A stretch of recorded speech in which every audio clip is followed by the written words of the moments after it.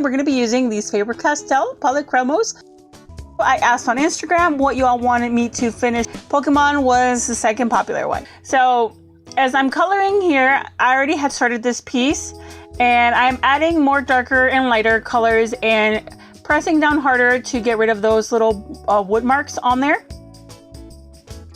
This was originally going to be a color pencil tutorial, but that didn't work out. But I decided to make this to give you some tips about some of the stuff that I do use or do with color pencils. And one of the things you can do is you can actually change the tone of a color by layering, as you see me here doing on this portion of the drawing.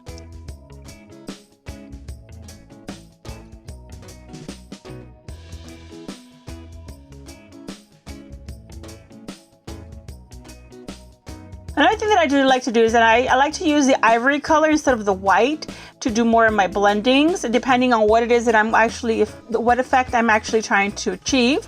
And I find the ivory pencil gives you more of a beautiful transition versus the white. The white tends to dull the color, make it more ghostly, while the ivory doesn't.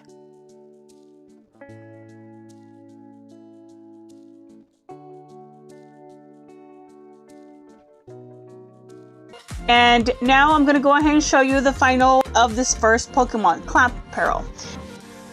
And I really love how it looks. I was going to go for a more detailed background, but again, time constraints, so I decided to use a mixture of reds, orange, and yellows. And I think it looks really nice.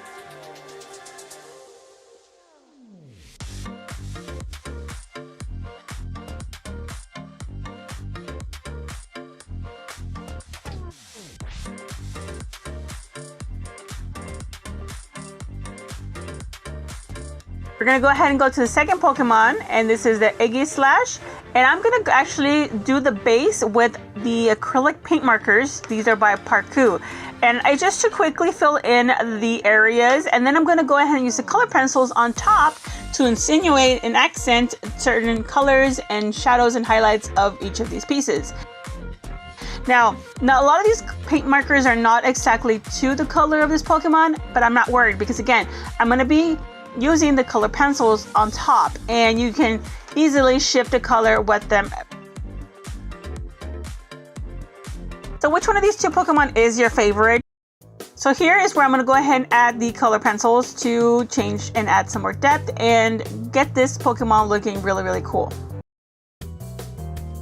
I do post art collabs, challenges, unboxings, product reviews.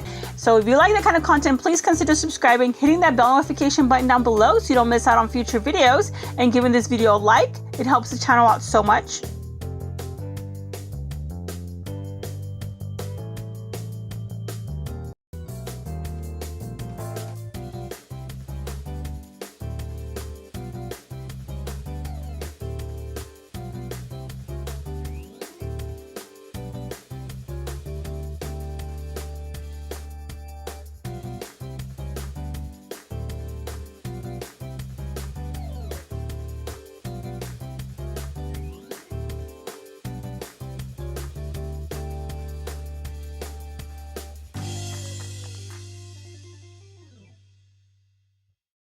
We're coming here almost to the end.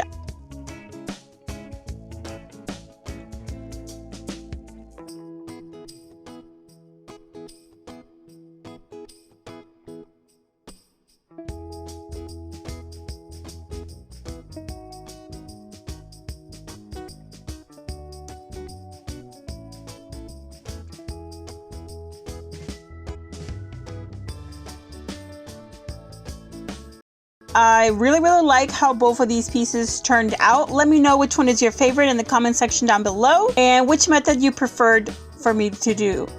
I kind of like the one with the paint markers and the color pencils on the top, but again, that limits the blending to an extent because you're already flattening the surface, so it's a more smoother surface versus when you're coloring straight on wood.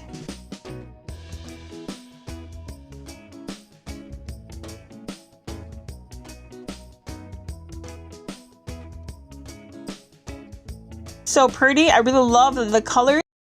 I want to thank you all so much for watching. Like I like any of my videos, keep creating, keep inspiring. Bye bye.